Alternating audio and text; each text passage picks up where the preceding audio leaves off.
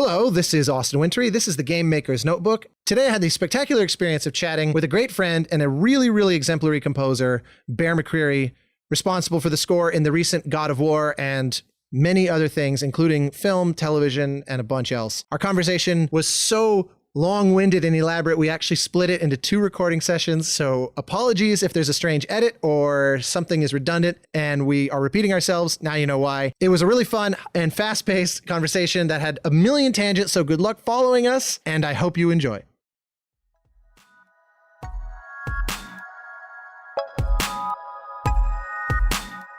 Welcome to the Game Maker's Notebook, a podcast featuring a series of in-depth one-on-one conversations between game makers providing a thoughtful, intimate perspective on the business and craft of interactive entertainment. The Game Maker's Notebook is presented by the Academy of Interactive Arts and Sciences, a member-driven organization dedicated to the recognition and advancement of interactive entertainment.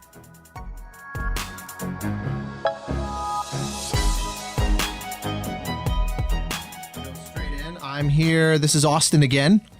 And I'm here with Bear McCreary, the king of the gods of war. Hey.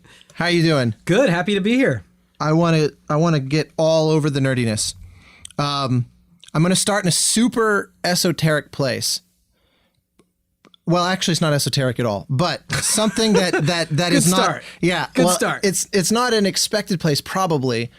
But something that I think we have in common and that I love about your writing that I think a lot of people would recognize is that you are a melody guy. And I just wanted to kind of throw that at your feet and let you talk about that and why that might be, because we live in an era, especially in the game world, well, actually everywhere. Yeah. Probably actually even more in the movie and TV world, but in the game world, where sort of texture and groove and things like that are king a lot of the time. But Yeah. you're one of those people that that stands in stark defiance of that. Yeah. So why? What about that? Where does that come from? Why is that? Well, I appreciate that observation. I adore melody. It's the most crucial part of music for me. It's the most crucial part of the music I grew up loving.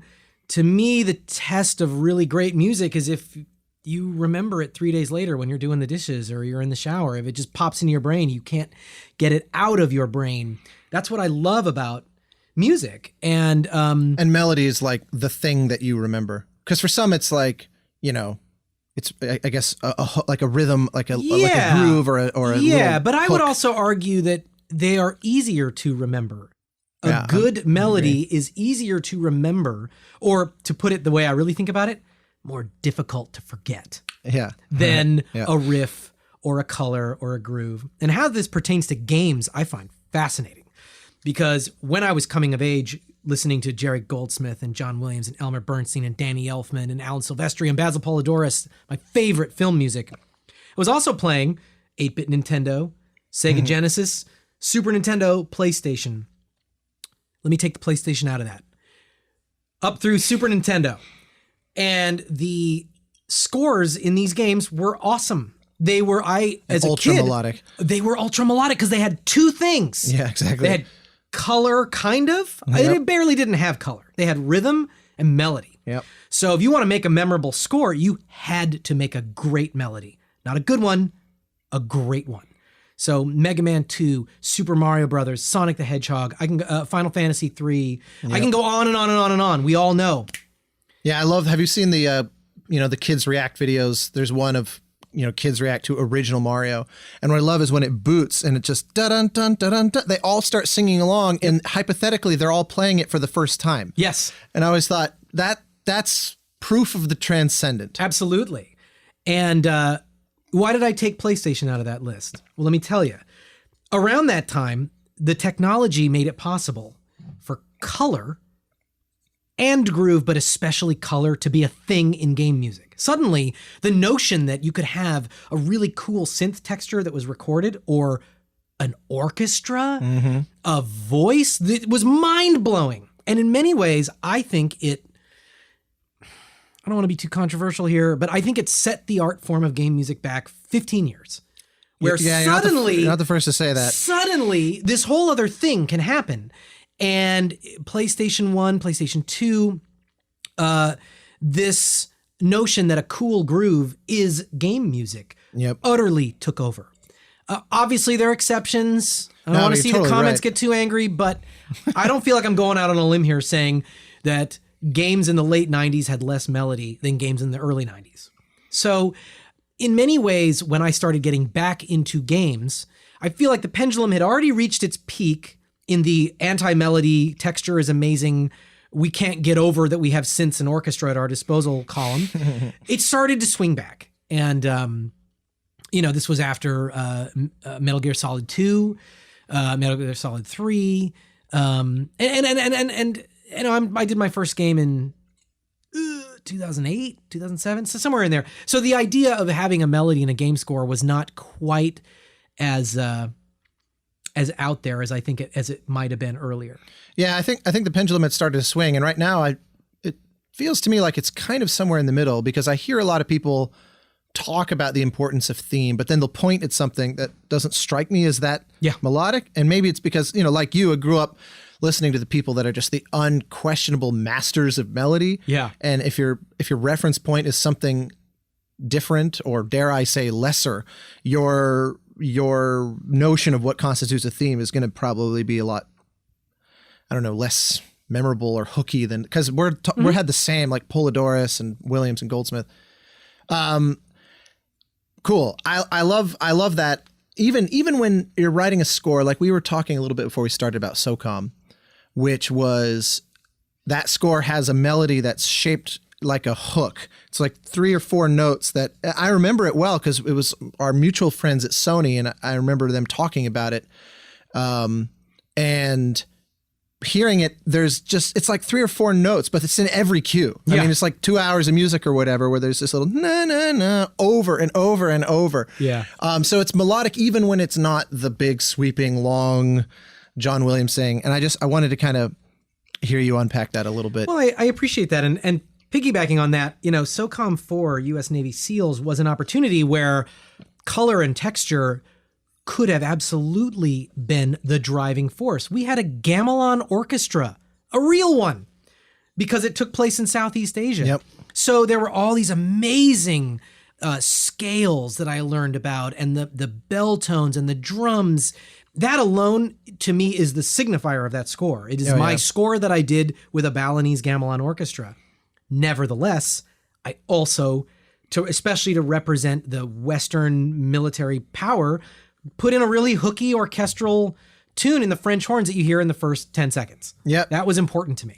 Yeah, it's really, and you recorded that at Skywalker, right? Yes. Something that used to happen a lot, and I can't even think of the last time a game score was recorded there now. It was kind of right at that turning point. But we could easily go into the weeds on all these. Why don't you back us up? Because one of the things that's always fascinated me and kind of annoyed me is, if I'm going to just be honest, is that there's a lot of composers in games that aren't really gamers.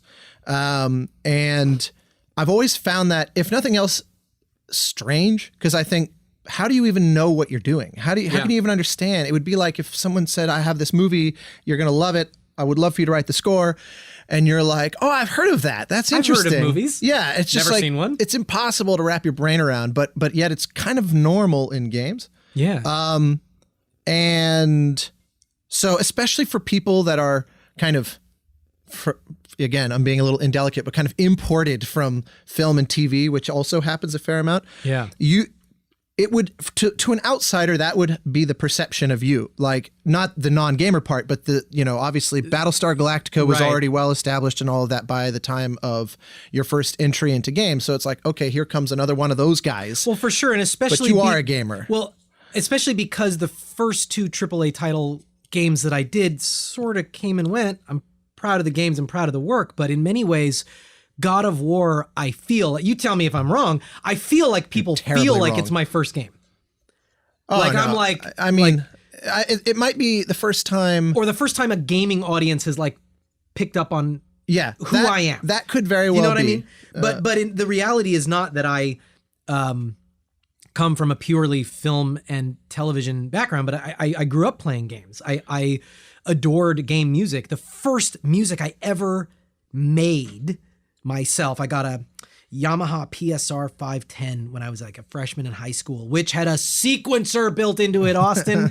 You mean, wait, I can play like a drum thing and put it on this track? What was music to you prior to that? Like was it purely pick up it, I took piano and I was like, and an accordion, and I didn't pick up accordion until much later. No, I was a piano. I studied piano. I played piano, and I would listen to film music and I would transcribe it. I had these lengthy transcriptions of Danny Elfman or John Williams music. So composing was some more or less extension of piano, basically. Absolutely. And I began to write my own music and just imagine it, but it was limited by my facility as a player, by the color of the instrument. So to get a keyboard that I could sequence in a string idea and then play it back and put a brass idea on top, it just blew my mind. It blew my mind.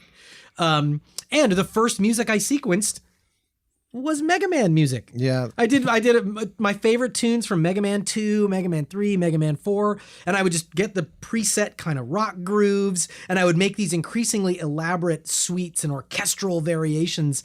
Because to me, Megaman was just like Star Wars. It was just another thing I loved, Yep. So to do music for games always felt almost inevitable. Like I definitely never had any stigma against it. If anything, clearly. I was always sort of actively seeking it out. What at least at that point, the answer's probably changed, but would there be kind of the dream game genre? Games obviously, even more than films, segregate into genres that have almost nothing to do with each other. From shooters to strategy games to role-playing games to point-and-click adventures to any manner of esoteric indie games that don't slot anywhere easily. Yeah. Is there, obviously having made games that are very action-oriented, is there a genre or like a game you've played recently or you remember playing then? I'm giving you 50 ways to go with this. Yeah. Like, what else do you want to do, Bear? Yeah, exactly. Look, I mean, what I love about games is the deep dive. You get to really collaborate closely with the developers, and have a unique experience that's just different than film and TV. I almost would just want to do any game that would allow me that kind of experience. Certainly, all the games that I've done have a large kind of action sweeping. Very little romance in SOCOM 4. Exactly. I mean, especially in a post sort of God of War environment where I got to tell a really sophisticated, mature story with great characters and great cinematics. Yeah, for sure. Those don't come along all that often, and in many ways, I would almost love to do a journey type. I mean, the kind of game that defined the early part of your career where it's such a different emotional experience for the player. Your music serves a different function. I mean, even like a game that reminds me of that, like with my daughter on my iPad, I played Monument Valley and Monument Valley 2. And it's just like, I want to live in this world. Nah, do you know what I mean? Like, oh my God. And I see like every game you work on, I see the trailer and it's just like, that's beautiful. That would be fun for me. You know what I mean? But really it's just another one. Like, dude, I want to do I want them to make a new, Tenchu Stealth Assassins, or maybe make that long fabled Ninja Gaiden 4 that's actually good. I want to do a shameless, awesome, kick-ass ninja score. Like really, here's what I want you guys to do. You're not OD'd on taiko drums and no, because it's not that. The reason I also love the Ninja Gaiden scores is their shameless use of ridiculous heavy metal. Okay, so I wouldn't even use taiko drums. I want to do a ridiculous heavy metal ninja score. That would be so, just something that's something you can just have so much fun with. Oh, yeah. Where these genres go to their extreme in a way that movies sometimes don't. I mean, they sort of rein in. This is our audience. We want this demo as well. So it's sort of fun, Well, and that kind of thing, kind of the metal driving guitars and that's never far from even when you're doing orchestral music, that DNA is there. Dude. It's funny because you're such this sort of nerd and child of the, like you said, the Goldsmiths and Williams and Elfmans and whatever. But if I heard your music and knew nothing about you, I would assume that you spent your whole childhood playing in like, Metallica cover bands or starting your own metal band, that kind of thing, because it's so present. Yeah, I appreciate that. And it's something I came to love later. I mean, really much later in life. That was the question. How did you even, because you absorbed that vocabulary so much and just that energy, that need to just kind of keep cranking. The muscularity of it. But dude, I got that from Jerry Goldsmith.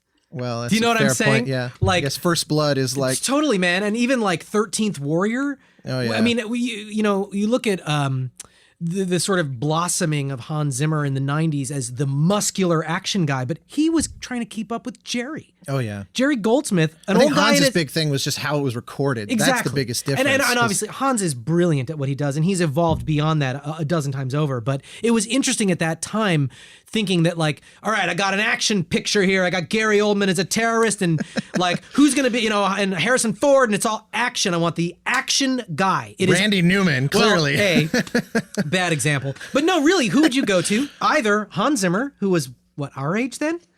Or Jerry Goldsmith. Yeah, it was, yeah. This dude is like 75. Yep. That tells you a lot about what Jerry was doing. But let me just backtrack.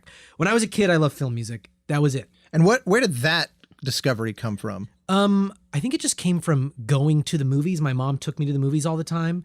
And when I was 5 or maybe 6, she took me to see Back to the Future. And I had to see it the next night. I loved it so much. I took my Fisher-Price tape deck and I held it up above my head to record the audio of the movie so I could listen to the music on my own, because I loved it so much. And then a few months later... They'll be coming after you for this unauthorized duplication. Alan, I'm sorry I pirated your music. But I realized you could get a thing called a soundtrack album, where they got rid of that pesky dialogue and sound effects and you could just listen to the music. So that was, for the first 15 years of my life, that was it. They were my rock heroes. They were my action stars. I would go to movies and my friends would come out being like, dude, Schwarzenegger was so cool. And I'd say, did you hear what Jerry Goldsmith did in that score? I know. Oh my God, you guys, James Horner did this. Then when I was in high school, I realized Danny Elfman had a rock band. I realized that as much as I loved Michael Kamen's score to Highlander, I really liked those Queen songs. Yep. Then I found Flash Gordon. So it was Oingo Boingo, Queen, then Pink Floyd via The Wall, which was a movie. Then I found this really cinematic, amazing art form that was rock and roll.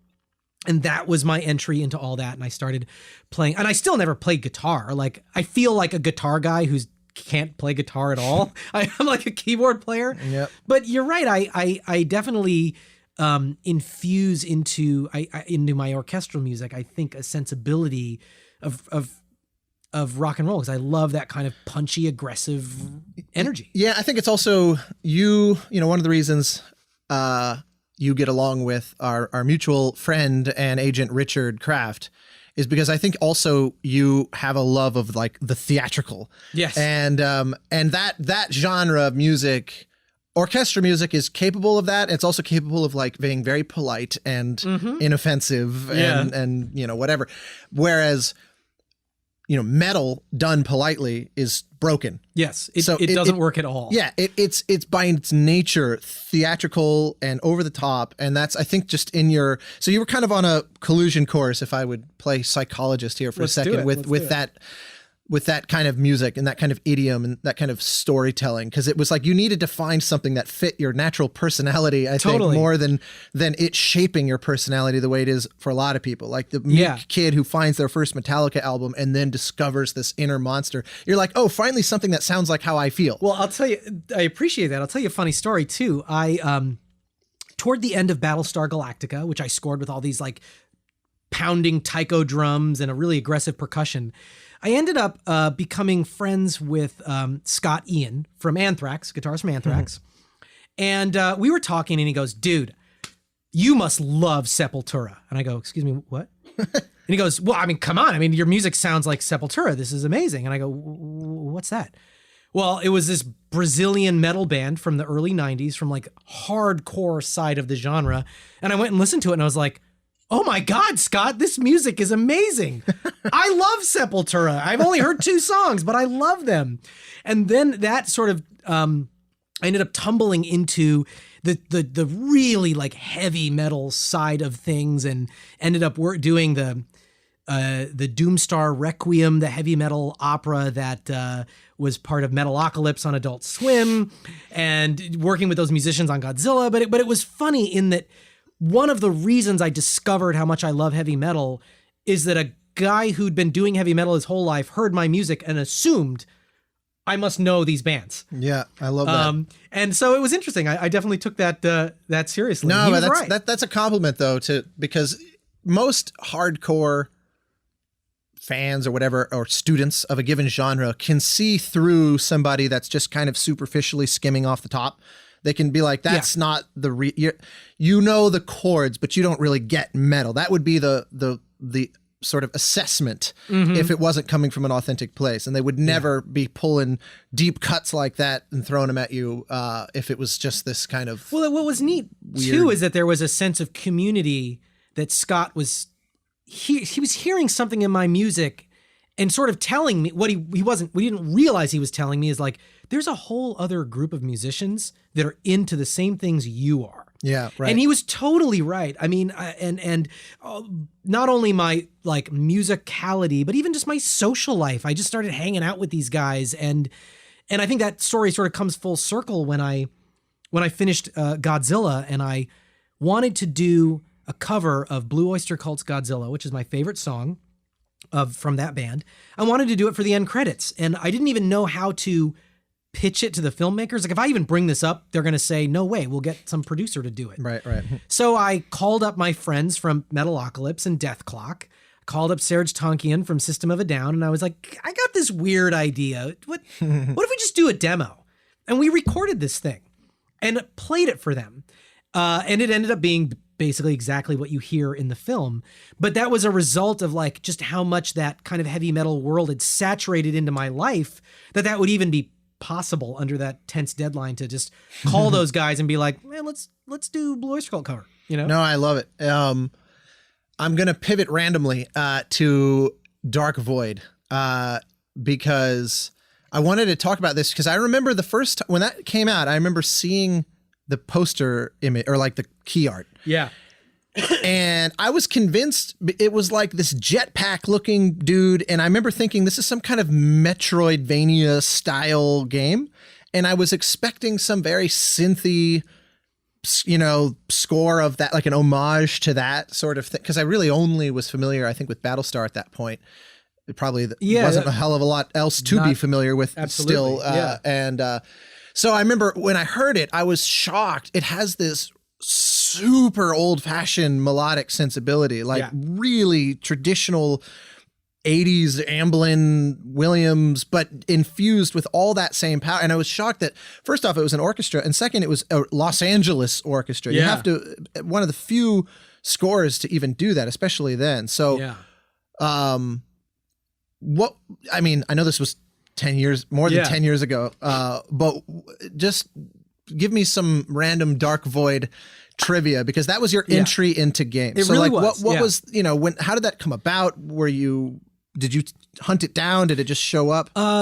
They came to me. There was a producer named Morgan Gray who had, I think, recently rebooted Tomb Raider.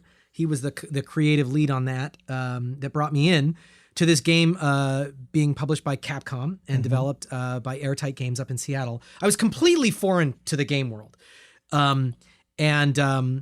I actually think it was a lot of my naivete about the game world that resulted in the score being what it is, because I read the script or the basic outline, and because of Battlestar, I really had been out of touch with games for about 5 years. I hadn't played the new Metroid. I see.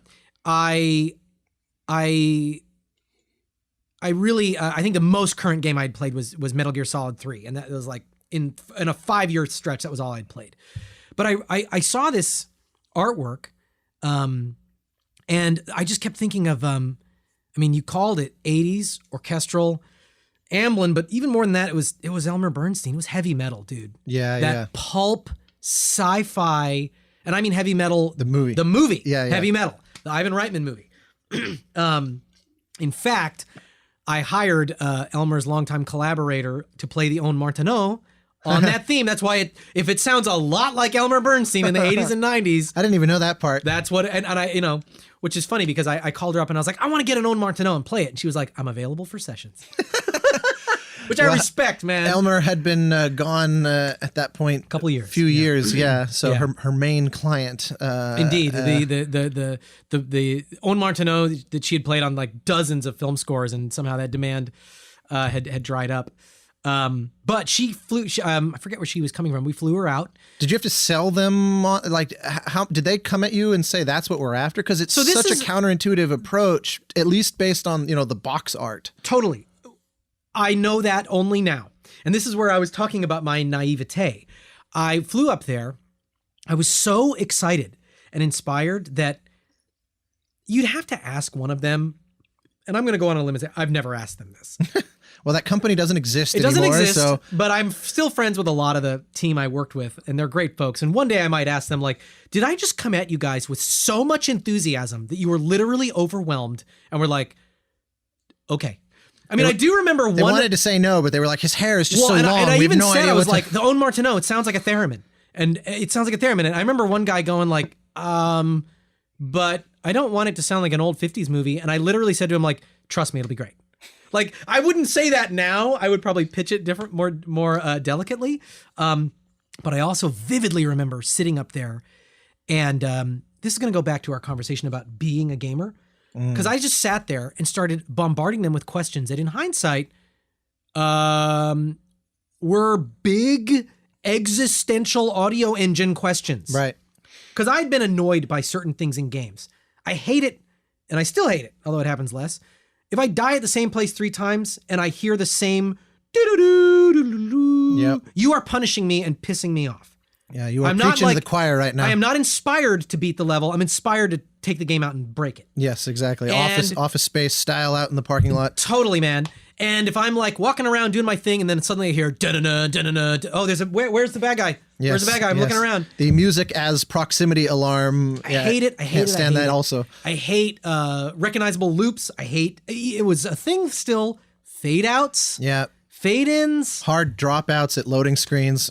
All this stuff. Yeah. And to be fair, I think that's partly, I think you and I share that in common, where we're at that intersection of hardcore gamers who also love movies. Yes. Where like musicality is not, you don't just write a 5-minute cue for a 3-minute scene and cut when the scene is over. Like no film composer would ever do that. No. And so we're used to things having beginning, middles, and end. And when you play a game, you're sitting there going, why the hell doesn't this sound like real music? Right. And I beat the boss and it stops. Yeah. It fades out. And as a side note, on my second game with Sony, where there's a fully fledged audio team, we sat down and addressed many of these questions to the point that they rebuilt their audio engine for SOCOM 4 U.S. Navy SEALs. It's the one they still use. So in many ways, that with us just spitballing, I want to get rid of this, I want to get rid of this, and when I played SOCOM 4, I mean, say what you will about that game, that blew my mind. Because when I played the game, I think almost most people cried. just won't say. I think but it is long lost, sadly. I know, but it's like when you play check this out. If you play the single player narrative of SOCOM 4, keep in mind almost no one played the game because the network went down the day after it came out. Yep. And then even that, 90% of your audience is playing the online, not the single player, but it did all the things that we wanted. Yeah. Every time you started if you died, it would play different music. When you came back to the level, was different music. We had all these adaptive layers. It was really cool. But I remember I didn't know any of this, Austin, when I went up to Airtight to do Dark Void, and I was like, all right, guys, how does this work? So like when you do a loop, how does audio work? Okay. Well, and then it goes back. Can you, I mean, I was in hindsight, I'm sure I was like a steamroller just bulldozing over everything. I go, no, but they like that. Because I said, here's what I said. Care, I was like, you know? I was reverse engineering in my brain going, can you have a reverb tail? Could you have the loop be 2 seconds in from the end of the audio, have a reverb tail, but then it loops, and then the incoming loop has a 2-second overlap? You can do that? Okay, good. Can you randomize sections? Can you get to this spot, you have a 2-second overlap, then you're going to go to an A, B, C, or D part of the queue. Can you do that? Okay. Then when you die, can we randomize that? Can we create all these? And I'm just, because they wanted something much simpler. In their defense, they wanted something much simpler. That was the scale at which they were operating. And I didn't realize what I was pitching them is a thing that Sony would ultimately be able to deliver when they had a huge hardware-based audio team. It wasn't the audio team of SOCOM that made that possible. It was the audio team because the publisher was the hardware all in. Yep. But I sat there and was just, in the meeting is when I realized, oh, this is all the stuff I want to do. And the holy grail of it, if I could boil it down, the pitch was what you were saying. I want it to feel like there's a composer conducting an orchestra watching me, moving his or her body and cueing the group based on what I'm doing. Yeah, exactly. That's what I want. So if things get a little bit better, I want them to just get a little bit better. Or if there's a villain coming, I want to kind of feel some suspense, but not feel the theme kick in. All of those things that you can do in film, I just expect to be able to do in games. Yeah, the way I like to describe it, I totally, I've used that exact description of like the composer wizard looking over the shoulder. I remember on, the way I like to describe it is if you did a video capture and then just watched it, it should just then play like any film score would. If you heard the music in your linear captured, and 50 different playthroughs would have 50 different but equally kind of viable and interesting. Totally. Well, all right. So then jumping forward from the glorious success of the now deceased Airtight Games and Dark Void and our mutual friend Tom Smurden. One out for Airtight. Yeah. I actually scored. Yeah, well, I did their last game that was possibly part of what killed them as a company. The Supernatural one? It was this little Viking 70s funk rhythm platformer, rhythm like roguelike sort of thing, Soulfjord. I did it because I thought an excuse to go full 70s. I'm never going to have this again. Yeah. And it took all of us down, but it was good fun. So then, yes, following the glorious success of that with the massive commercial success of SOCOM. On account of the online game that came out 2 days before the hack. For the internet shutdown. The Sony network went down for, I think, 3 months. Yeah. Yes, well, you shouldn't have hacked Sony if you knew that you had this game coming out. I thought it would get some good press. You were playing a short game. I also thought, seriously, I hacked the network and brought it down so that everyone would play the single player campaign. Yes, and here I did all those great cinematics. That's why you play a multiplayer shooter like that. Well, you had your chance. I know. It's been downhill since then. Yeah, clearly. We're going to talk about God of War, the gaming subject du jour. But worth talking about the fun way we kind of quasi worked together in this very circuitous way on Assassin's Creed, because it was a unique situation where we were working kind of in parallel, but very different scores came out of it. And so the Jack the Ripper DLC on Syndicate, tell me some stories there, because what you wrote was vastly more intense than what I wrote for the actual rest of the game. What's funny is I hadn't heard your score when I was hired on that, but I knew enough about the story and I know enough about you to know that it was going to be really beautiful and inspiring. But I was also like, everything they're telling me they want is not that.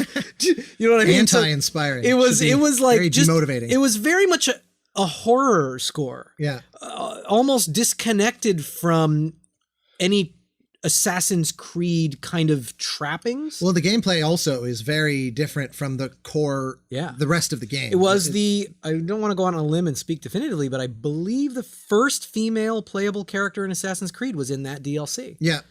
Well, Evie was playable in Syndicate, but I think they were making all of that in parallel. Yeah. Because they initially, I remember in the middle of the production of it, Evie you played her, I think, only on specific missions.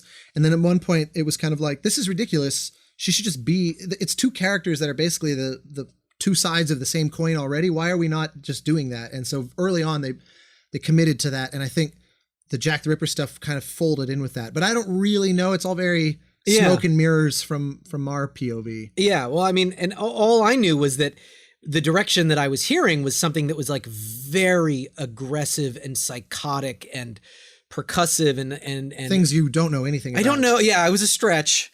But it was like, so I used a lot of, I had recently for Black Sails, I had acquired a piano from Miriam Cutler of all people that I destroyed. to make the main title for Black Sails. So I had this like piano sitting around that we destroyed further for Assassin's Creed, hence all the like clanging and scraping. And does anything remain of that piano? It is somewhere. It exists. Miriam, it's out there. It's alive.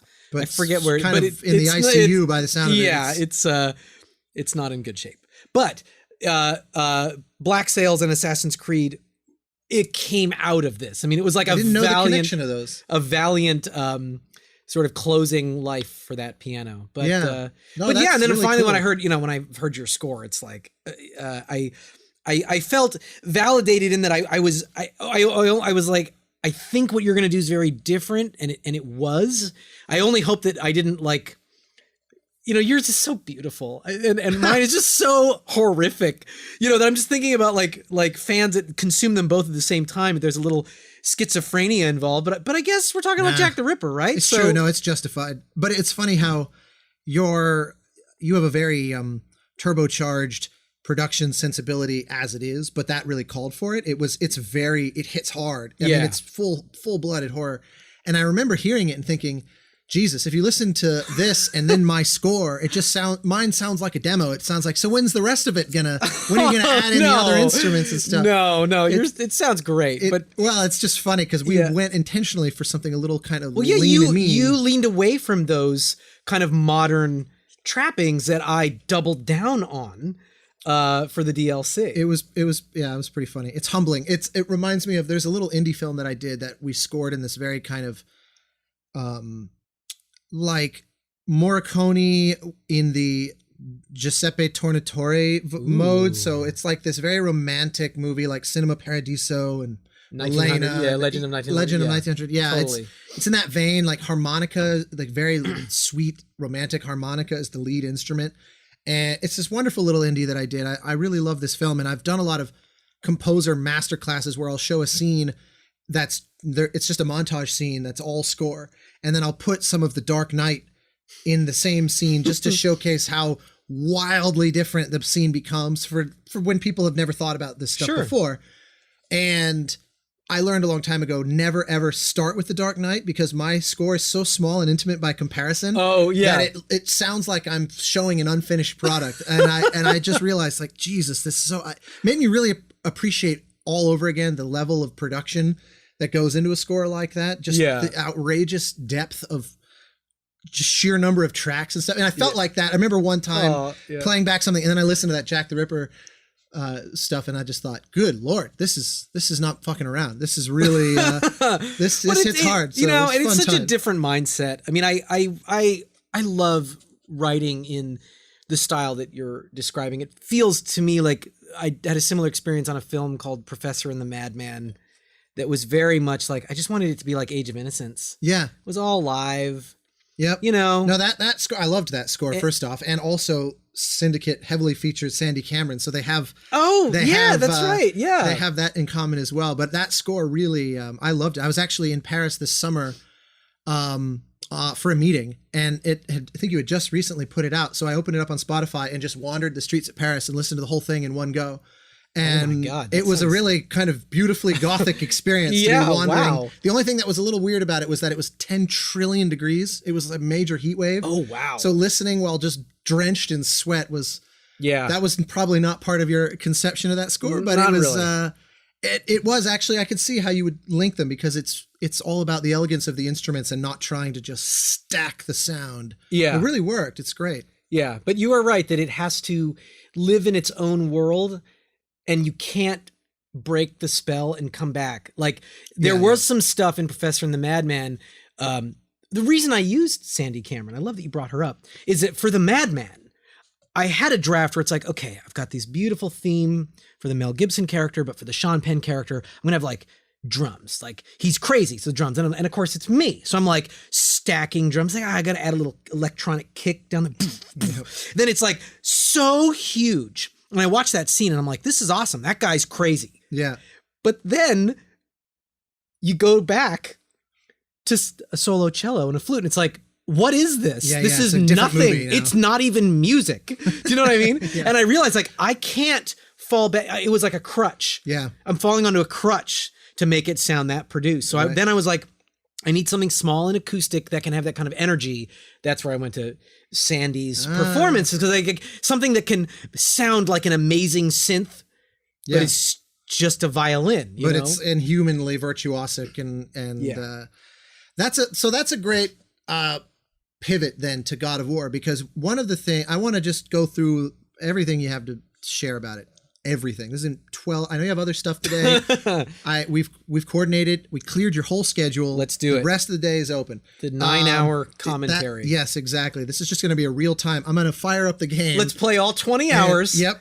Yeah. So that one, here's the thing that I loved is it's a huge sound at its biggest moments. And the thing that I really particularly loved was that it actually doesn't lean very heavily on those biggest moments. It leans so much on the intimacy and the kind of heartfelt nature, but it's very organic. It's big in the 200-year tradition way of being big, not in the thing you were just talking about. Yeah. Of 9 layers of toms and then like an 808. Yeah. Beefing it out just because there's a few hertz unclaimed still at the bottom. Like, it's really organic, but it's gigantic. I mean, it's just so let's start from the beginning with it then, because this was a many years process, as I recall. Yeah. Like, you were involved before the game was even greenlit. Yeah. So, I had half an hour of music completed for the build that PlayStation greenlit to make the game. like the pitch. The build. pitch. I mean, that's what I'm saying. I had half hour. Wow. And so I want to hear, did you record and stuff for that? Done with live players and everything. Wow. So where'd you do that? it was soloists with a quartet. So there wasn't orchestra. Got it. It's like sweetening mock-ups and stuff. Well, not even. Let me go to the very beginning, because Right. I Take can us from feel the you beginning. fishing around the weirdness of this. Yeah, oh yeah. So I love the they weirdness. approached me about, it was Pete Scaturo and Keith Leary approached me about something. So I go in, and Veiled in secrecy. as everything is there, Yeah. you know. Sony, if they could have their way, you'd still not know what the game was. Literally. And Yeah. there are actors Yeah. that's the case. Yeah. They don't know the game, they don't know the character. Yeah, There was they've- an actor friend of mine who I was texting, and I was like, "You're the best character in God of War," and she didn't even know. She was like, "What?" And I'm like, "The Valkyrie Queen is like people. There's like reaction videos to your character. Like, people love your character. It's a brief appearance, but it was one of 12 bosses. Do you know what I Right. mean? It was like, anyway." And she's probably one of these very tenured who's For sure, she'd done 100, done 1,000 other games, yeah. exactly. So it's They're funny. used to that. I was like, "Are you the Valkyrie Queen? That's amazing." Okay, but anyway, that's so funny. so I figure out in the course of the conversation that I think we're talking about a new God of War. You know, they're asking me about choirs and percussion and mythology, and I'm like, I can just tell that there's, you know, I asked them, "Is this a new God of War?" And their version of not revealing a secret reveals. I've worked with them both before, so Yeah. I know. The nervous looks at the I know ceiling. the and Keith Leary poker face. Yes, which is the most reliably telling. Thank God he doesn't play poker much. I know. It's very. I love him. The but trade-off great. is he's a very genuine guy. I know. You know, And you know what's great too about both of them and everybody there? It's like they really give you just like blunt feedback that makes the music better. Oh, and yeah. even when it's like, you know, this is good, it's like, yeah, but how can we make it better? You know, Yeah. I can tell you have ideas. Let's get into it. And they do bring great.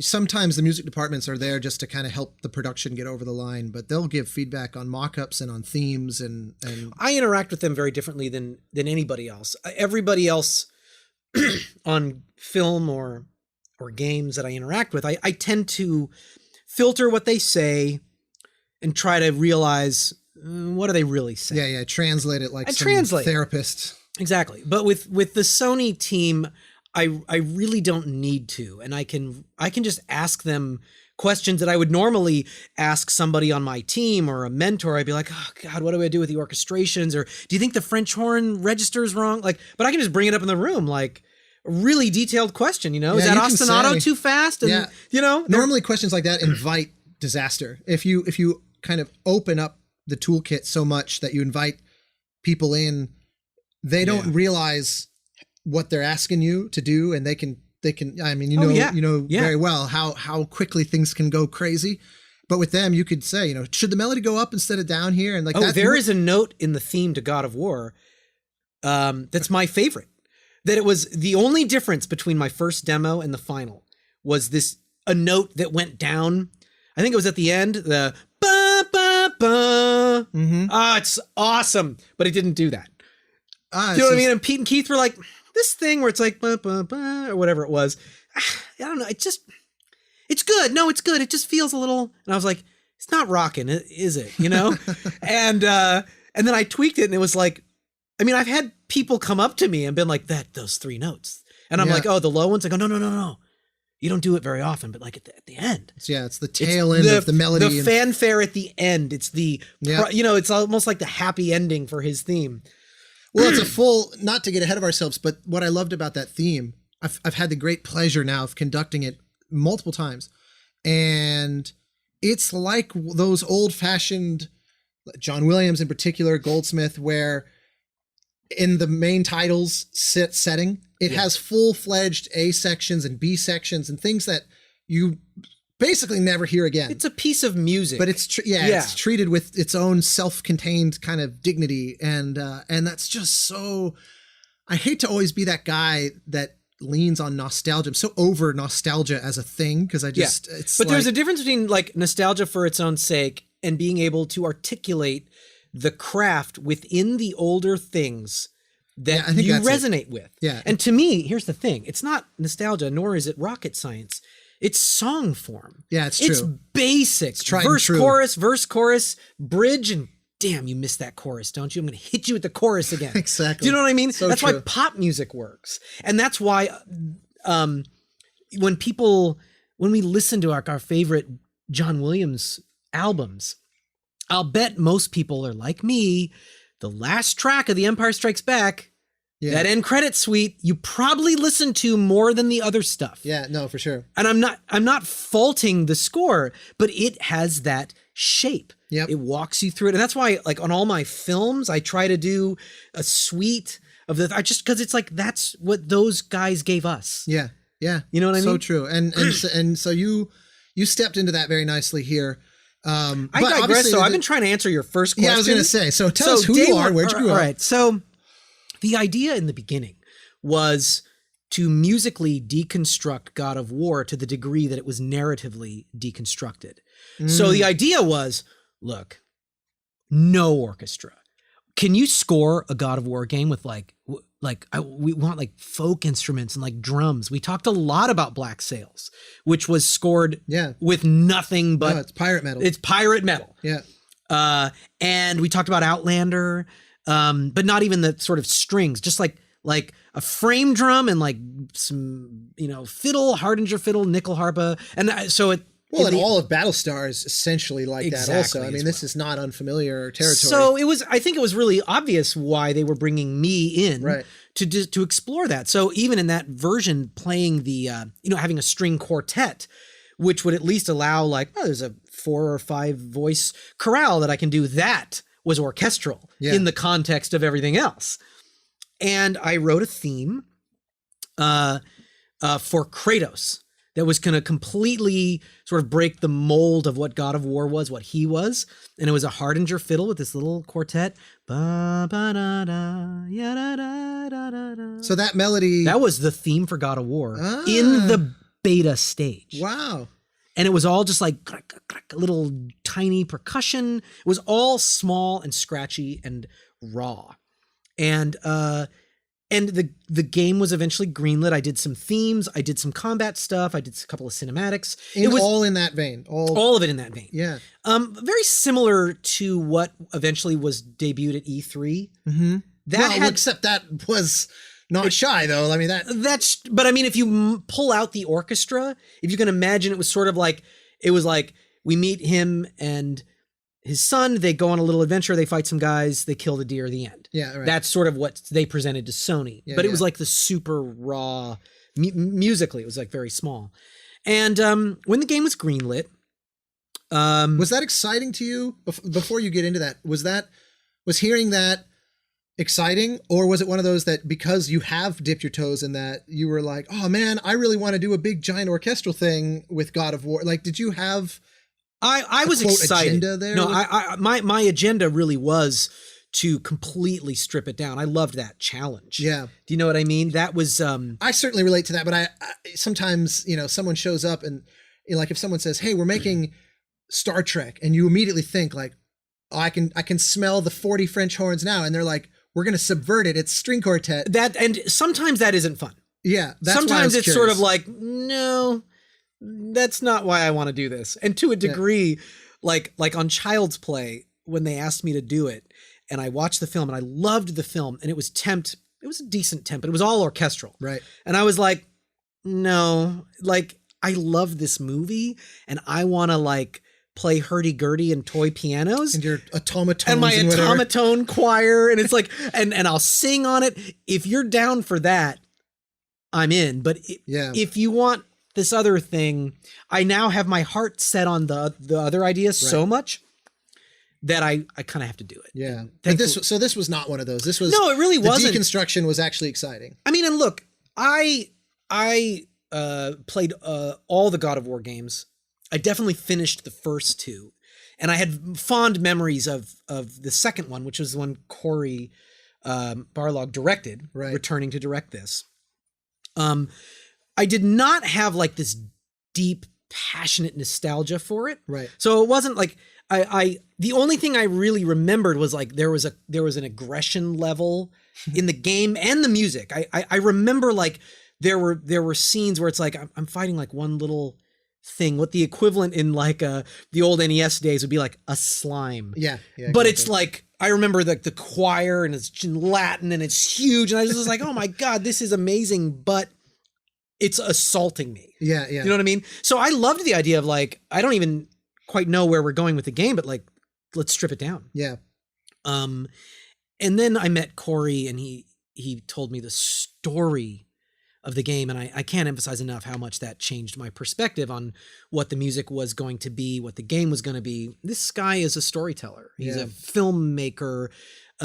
He's also a great game maker, but I mean, his emphasis on story is unlike anybody else I've encountered in games, and I think it's evident in the game. The game, I think, especially with the much touted never cutting, the non-camera cut approach, it's interesting how cuts and editing is part of the DNA of what makes a movie, and yet somehow it makes it more filmic, that we never break that perspective. And yet that's something only a game in realistic terms. I mean, there are movies that do that, novel experiments, but that's something that only a game could really pull off that well, I think. For that scale of time. Yeah, sure, certainly. You know what I mean? Like, and yet it's kind of like, there's some filmmakers I talk to who are actually passionate about games, and that's a kind of a small demographic. And it always seems like, especially when you look at the film adaptations of games that have come, and there's just so many misfires, it's because they always learn the wrong lessons from games, and then a lot of games that are trying to be more cinematic. Yeah. They learn the wrong lessons from movies also. And Naughty Dog has done a particularly good job at figuring out what can movies teach us and yet apply. And I know that's like Kojima's big obsession, but this was one that had a different way in. Of course, there's an influence. You can feel the influence of Naughty Dog for Last sure, of Us and stuff all over it. But it's still very much a God of War game. Yeah. But I'm curious how much, because I've had those conversations of, we want this to feel filmic, and I'm always kind of like, what does that even mean? Because I kind of know what that. What's interesting? Means, but now that you mention it, I do recall that, and I having that on other projects, and it is always sort of it doesn't help you, right? Because it's like you want it to be cinematic, but it's like, but what does that mean in this context? Yeah, well, and you don't sit down when you're scoring Child's Play and say, how am I going to make this cinematic? Like, you're just scoring it. You're just What's reacting. interesting is I don't think the word cinematic came up working on God of War in 3.5 years. Yeah. And that tells you something. Yeah. I mean, if it came up, I don't remember it. It was certainly never an emphasis. A big It driving. was just the story, Yeah. the story. How are we telling the story? What's happening in the story? What's happening with the characters, their arc? These are all words that go into making something cinematic. But I don't think Corey felt obligated to make it cinematic. Do you know what I mean? Oh, absolutely. In a way, the story is told far better in the game than it would be in a movie. Yeah, oh, for sure. It's one of those, to me, the best games are the ones that is their home. They can't, like, every now and again someone says to me, it would be so cool if someone made a Journey movie. And I thought, what on earth are you talking about? How could a wordless, purely sort of symbolic, allegorical, nothing about that. It would be the dumbest, most boring movie I've ever seen in my life. And yet the game is beautiful. Yeah. To me, this God of War, and even a game like The Last of Us embraces that, where a film adaptation with this will lose something really important in the process. Like, I don't know if you've played the new Call of Duty, for example, but I haven't yet. It's like, it's the closest I've seen yet that really shatters Uncanny Valley problems. Like, there's some shots in that where I thought, holy hell. Yeah. And God of War, truthfully, is right there too. I mean, and one of the reasons it is that it's so well written and acted, and all the other components are firing on all cylinders, that you're just brought into the drama. I mean, I really was so inspired. I mean, sometimes scoring some of those cinematics rank up with some of my fondest creative memories of my entire career. I don't doubt it. And you can feel it. It's one of those, we all try to give it everything we've got on everything. But like, when you look back over the career of Goldsmith, you can tell which movies spoke to him. Oh, 100%. Versus the ones where he was just trying to be the best professional he could be. Yeah. And don't you feel like we always try to give it everything we have, but every once in a while a project comes along that gives back to you. Oh yeah, it makes you as better you than you do could it. Be. Yep. Do you know what I mean? Absolutely. And when you're done, you're like, wow, I'm never going to be the same again. Oh, for sure. Creatively and maybe even personally. Yeah. And those are 100%. rare, you know? Oh yeah, yeah. And you hang on to those.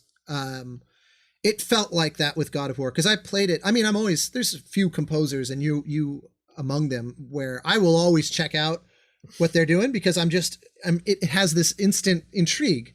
Because I've been rewarded so many times now. It's like, how many seasons of Battlestar, and even things like Agents of S.H.I.E.L.D. and I mean, it goes on and on, where I will have that automatic predisposition to want to check it out. But this one had a lot of other. I was already familiar with God of War. We have all the Sony friends in common. Yeah. And it was being presented as kind of a rebirth of this. So I'm curious. So then, and we've spoken about this a little. Like, what did you think of it? I mean, you know what I mean? Like, when you heard it, I mean, especially like, sort of like, were you able to separate from the old versions of it? And also, you know exactly the process I went through, who I collaborated with, you know all of that stuff. Absolutely. It's funny because I'm perpetually behind schedule with games. Like, there are games from 10 years ago that are still in my Steam library that I just think, I'll get to it. I know I'm going to get to it. I know. I refuse to delete it or like uninstall it, because then it will go gray and I'll never think of it again. And so I have this kind of idealistic, optimistic, unrealistic desire to truly get through my whole backlog, which of course presumes that they're just going to stop making new stuff, which of course exponentially is not true. You just have to retire at 50 and play games the rest of your life. And hope you live to be 300. Yeah, exactly. So this was one. So as a result, often what happens is if someone like yourself releases something, and I will often just go straight to the album, because I know realistically that it will be a year or 2 or 3 before I ever even play this. And I'll write one of those stupid tweets 4 years from now that's like, late to the party, but this turns out to be a really good game. I've just been that guy so many times. And what happened with this one was, I remember the E3 thing, and I remember shooting Keith a text and Pete and saying, maybe you also, I can't remember, and being like, wow, that's how you do it. That's how you announce a game. All for that. Love that. But I didn't really feel like I walked away with a sense of what the score would be like, because it also had the trappings of just the live sound, and it was not a produced thing to the degree that I knew the product in the end would be. So I kind of thought, color me intrigued. Let's see what happens next. Flash forward, it comes out. I remember, in relation to everything I just said, I just started streaming the album on Spotify, and I made it like 3 or 4 tracks in. and was so overwhelmed by how like sentimental it was. Mm-hmm. And of course it announces itself with this big blood and thunder kind of opening, which is what we had heard a version of, but now properly, and was like, yes, that's God of War. That's God of War. It's also, that's Bear. That's nothing about that makes me think, I wouldn't have guessed he had it in him. It was like, no, that's coming from the source. Yeah. But then, to your credit and to the team's credit, after 3 or 4 tracks, I stopped and I said, I want to play this. No kidding. And I quit listening to the album and I started playing the game that night. Wow. And I can't think of the last time I did that. So for me, it was so clear that it kind of got into a personal place with you. Everything you were just saying about things that give back to you. Yeah. And that was coming through so strongly that I didn't want to subvert the experience of the game by every 20 minutes going, oh, I remember this cue. I remember this cue. That makes me very happy. Yeah. Well, and I don't think I ever told you that. But it was very like, I remember messaging you to say, this is surprisingly lyrical for a thing called God of War. Yeah. But of course, after you played the game, how could it be anything else? Exactly. Yeah. How could it be anything other than that? No, it was. So at what point did it pivot to, okay, we actually do want the 100-piece orchestra and blah, blah, blah? Well, it was almost immediately after being greenlit. The note came back like, you're on the game. We're moving forward. We're moving into production. Was there any? It had to be one of those formalities. Basically. It was. I mean, it was. I think couldn't possibly. If have Sony thought. hated the music in the build, I might not have been. But it was sort of like. But even that, but the green lighting itself. Oh yeah, strikes me as something that they have to do. But it couldn't have been really. I don't know. I don't know that for sure. But I remember thinking like, and I'm always very cautious in terms of like, going, that's for sure going to happen. But when they called and was like, the game's going to happen, I was like, okay. Like to a degree, I wasn't surprised because it like really was something special. I had that, right? Like the first time I saw Battlestar Galactica or the first episode of Walking Dead, and you're like, this is a thing. They've made this is not another thing. This is that thing that people talk about for like a long time. Yeah. I just feel it in my bones. Yeah. So I wasn't surprised, but I was also like relieved for Corey and everybody on the team, and because it had been, you said 6-7 months, something at like least. I mean, there was sort of like 6 or 7 months passed between me finishing the first build, the presentation, whatever you want to call it, the pitch, and then getting the call. It's like, it's go time. We're doing the game. Yeah, got it. And the first thing we need are themes. And by the way, we're not feeling the Kratos theme. It's too sad. Like, we kind of need him to be kind of like a badass. Yeah. We love all this stuff, but it's like, the pendulum is so far in the other direction. Yeah. Can we swing it back? And what was interesting about that, I think one of the reasons that the score isn't as hyper produced in its production that you, and literally only you, have observed, which I appreciate. But I mean, the reason, why is it's that? just natural, it's why organic. is that? Because at the core of it, like the molten steel at the core of the planet is this scratchy, raw little thing. Yeah. The live ensemble. And then we need to like beef that up, and we need to have orchestra and drums and all that shit, but we can't lose that. Yeah, yeah. So because it was almost like a Russian nesting doll, Yeah. It was like inside, and of course what you heard on the record is the influence that had permeated through everything. Yeah. So that even though it got big, it never got so big that you couldn't hear the nickel harpa in there. Right. You know what I mean? Yeah, and these little chugging strings, and the percussion was big, but there was always like some instruments that were close mic'd, just like thuddy frame drums and that kind of stuff. So I threw out the theme that I'd had, and I sketched a theme for Kratos, which was identical to what debuted at E3, except for those couple of notes that Pete and Keith pointed out. I wrote a theme for Freya, a theme for Baldur, a few other things. And then it was basically go time. And I was like, I feel like this theme for Kratos now, I mean, it was just a matter of the pendulum just kept swinging. I was like, I love this theme. It's awesome. It's so masculine. Yeah. It's so ludicrously masculine. Yep. As a side note, my favorite review I have ever heard of anything I've ever done was somebody on Twitter said, I listened to the God of War theme while I was shaving and my beard grew a beard. Yeah. I want to frame that, dude. Sounds about right. So, okay, but It's like Chuck Norris in music. dude, for real, but you take away the jest and it's like, what are we talking about? The inherent masculine quality of that theme is undeniable. And I said, But what I love is just to editorialize a little, or to kind of project. You tell me if this is full of shit or not. Because what I love is it is very masculine, but it's masculine in the way that like Conan the Barbarian is masculine, 100%, which is still has heart. It's not savage even though he's literally the barbarian. Yeah. Basil didn't know how to not be sentimental. Indeed. Like and my God of War was a love letter to Basil's work. Yeah. Conan the Barbarian. It's funny because I would never have.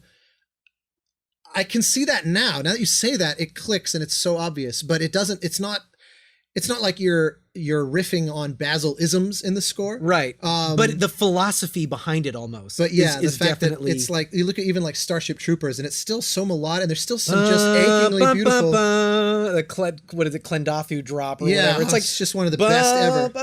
Oh, it's so beautiful. I'll have to send you sometime. I did as a joke for I used to start all my sessions with trivia. I'd get like Amazon gift cards. No way. And I would play stuff.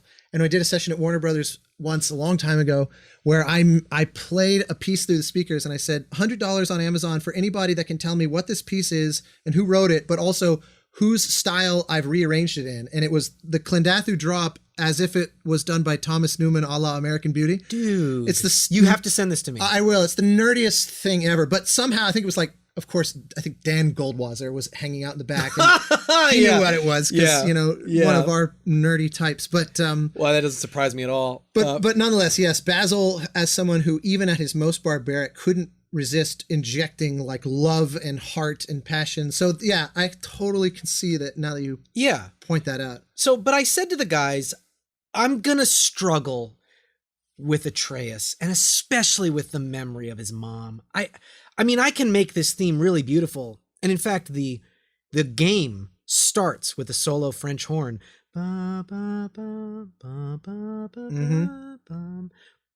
which is pretty, but it's like, I know I'm going to need more. Yeah. I just think this woman. It's a pretty version of something powerful and masculine. And it sounds somber. Yeah. Like it's sort of the old soldier thinking about the glory day. Even that in its prettiness has a masculine quality somehow. Masculine and like badass. Like it's not even just purely masculine, but it's like the violence side of that. So I just said, I think we need a theme for the mom, which can sort of function essentially as a de facto theme for the family unit. Right. Meaning when Kratos is talking to his son about the mother or about their relationship, I need something that I can go to that isn't his theme. Because when he tells him, I'm a god and so are you, we use his theme. It's a no-brainer. Yeah, yeah. But there's a few of those moments, or like getting out the blades for the first time. You need to be going to that so place. In order to go there effectively, you need another thing. I mean, it was almost like we have two parents. I just got to have two themes. Yeah. Right. So I just was like, before I start writing something, I'm just going to go back and listen to that playable build from what was at that point a year ago. And it starts off with the Hardinger fiddle. I was like, what if I had a woman hum that like a lullaby?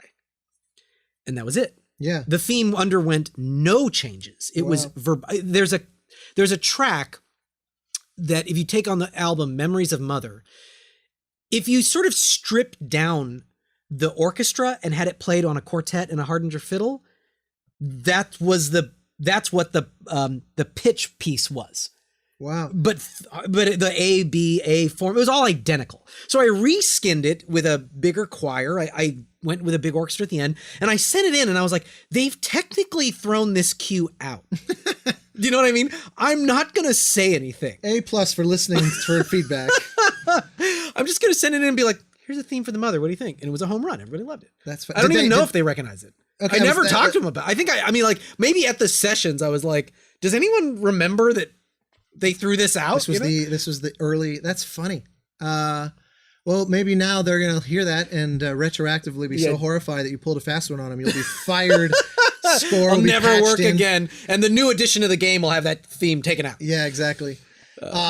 That's crazy. Well, this was, as I recall reading online or something, was this your first time doing the big orchestra in London thing? It was in London. I had never recorded there. You're sure, obviously no stranger to big orchestras, but London yes, I had has done this my sacred work in thing LA. with composers. Yeah. Yeah, Skywalker on SOCOM and stuff. Yeah.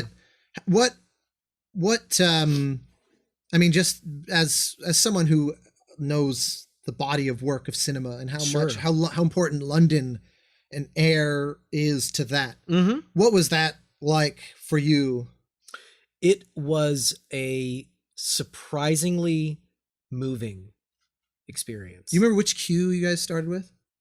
No, but I remember what kind of cue it was. It was not an essential theme or anything. It was sort of it was some cinematic, some dialogue scene. It might have even been the opening when he's chopping down the tree and picks it up and carries it to the house. You know what I mean? Like, but the reason I emphasize its sort of smallness is I got up and I started conducting, and this, like, in 2 seconds, this electrical bolt went into my brain and I almost started weeping. And I'll tell you why. Because there are these sounds I've heard, particularly this thing in the string writing that James Horner would always do, which I like borrow obviously all the time. And I had always thought I was doing it wrong. I was like, you're just not as good. He has some way of having the high violins do this little descending contrapuntal line. Like, there's obviously a magic he's got that you don't. You suck. You know what I mean? And it was like in the room that he did it in, with the players he did it with the engineer that recorded him. Yeah. I almost wept. It was like, oh my God, I can do it. That's the only difference. Yeah. And it's not that LA sounds great. No, but it's different. It's a different sound. It's very subtle color. Yep. And it is the combo of those things. It's the room, the instruments the musicians are playing on. It's all those things colliding with each other. Yeah. And I was really, like, moved. It was a level of, like, almost like a level of feeling like I have arrived, that in a surprising and unexpected way was more profound than the first time I recorded a big orchestra, the first time I did a big movie, any of that stuff. It was like getting in that room and just having this little string chorale suddenly sound like, oh my God, this sounds like the music I grew up on. Yeah. And it's like, and totally guess what? I can do it. Do you know what I mean? Well, the good news is I think that there's a whole bunch of folks that now that is their I grew up on sound. I know. And it is funny rounding that corner, you know? Well, it's amazing, man. I think we better wrap it up. I could dig into this one for just hours on it. We could literally do a play over commentary of the whole game. And because there's just every cue has a story to tell. I think that was also what impressed me while I was first listening to the album, because I thought every note seemed to count. Some score, like Empire Strikes Back is one of those where there's no filler. No matter how underscorey, throwaway the moment is, you could feel that John Williams was saying, how do I make this cue count? And to bring that around with God of War. Thank you. To bring that around to your point about production, one of the things that happens when you think about it in a Basil Polidorus, John Williams way, you say it sounds big, even though there aren't, like, 9 tracks of kick drums and all that stuff. Every frequency isn't filled, but it's like the space is filled in a more traditionally orchestral way. Yeah. Do you know what I mean? So that, like, having it, like, even if you just look at the main title, like the third time through the theme at the end is the biggest. Why? It's not because the brass are going more blah than they did the first time. The first time around, they were at 11 already. They can't play louder.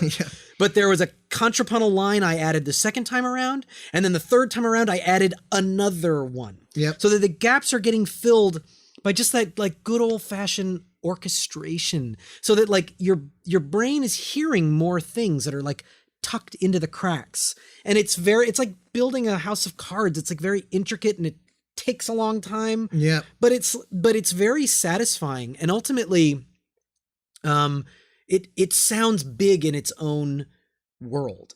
You know what I mean? And it does. Well, yeah, it defines its sound out of the gate as, playing in the traditional kind of rules. And so we're not listening for the kick drum production stuff anymore. And then it overwhelms you, washes over you. I'll tell you another thing that's interesting about that as it pertains to scoring and for game and film and TV is that a lot of those scores that are hyper produced, mine included, when you turn your speakers up all the way and you play them and they're mastered on the album, they sound awesome. I mean, you're just like, I am a god. Listen to this. It's amazing.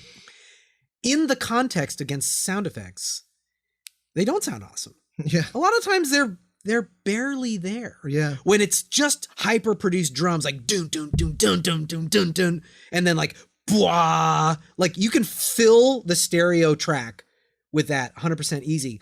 That's really easy for on a mixer on the stage. That's getting in the way of the punching. They pull it down and then there's nothing left. Yeah. When you don't have a little piccolo line that's or these little orchestral things that like fill the cracks. Yep. Then sometimes more of it sort of seeps through the final mix. You hear it more. It's certainly true in God of War. I distinctly remember feeling the score at all times, and that is a game that's not lacking in full bore. Oh my God! Yeah, crazy sword clanging and explosions from magic and like lots of violent yelling and it's really well mixed. Yeah, I mean, that's a lot of that goes to that all goes to the Sony team making space for all that stuff.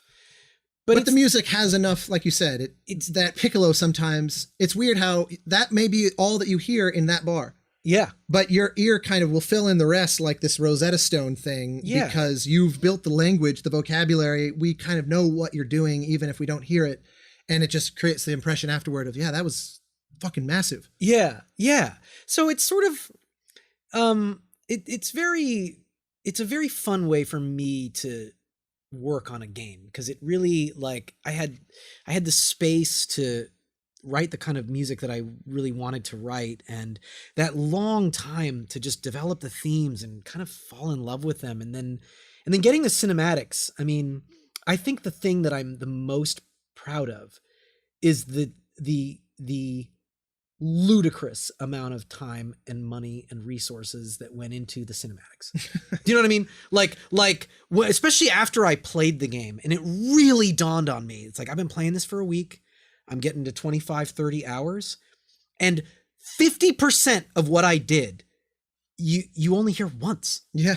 Do you know what I mean? It's over. Just like it's fleeting. It's a season of TV. And there's so many games that I play where it's like, you get to the kind of like non-essential cinematics and it's like, I know that cue. Yeah. Oh, I know. And I listen for it, and I'm admittedly kind of a snob about it. I understand why it happens, but on God of War, it's like, I'm so proud of the fact that like, this is a scene where like, it's not a big scene.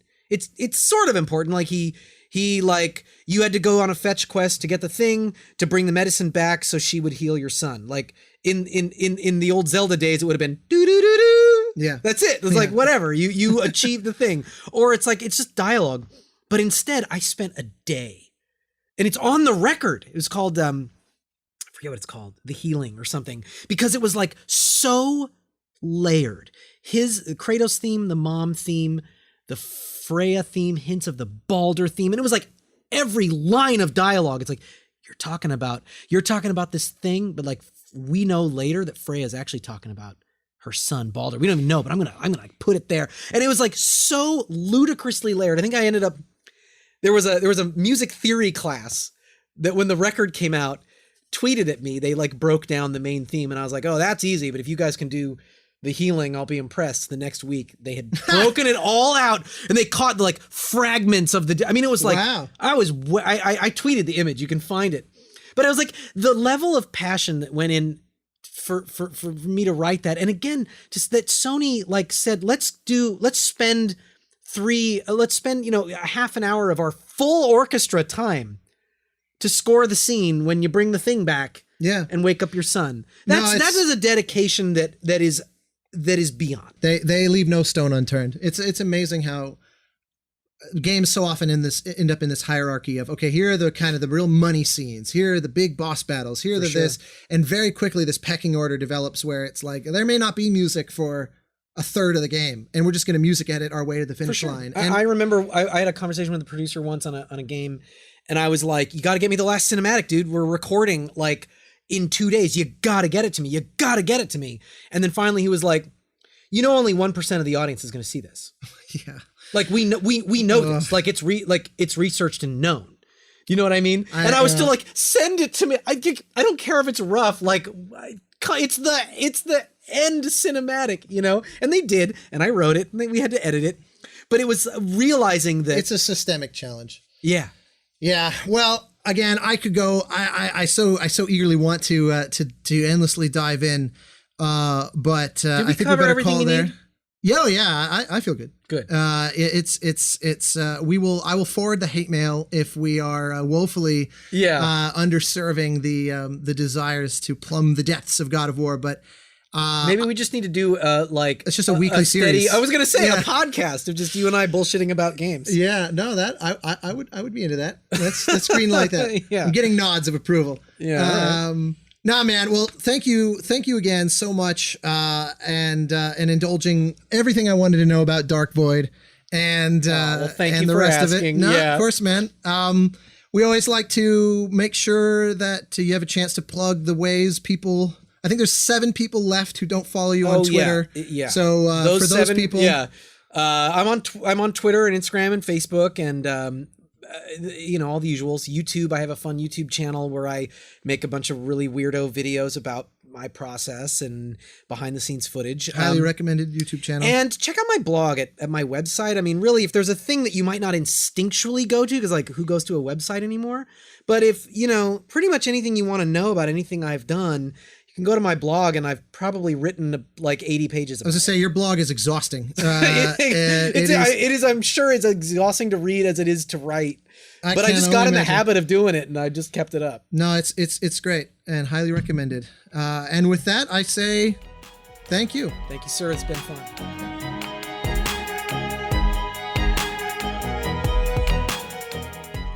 Thank you for joining us for the Game Maker's Notebook.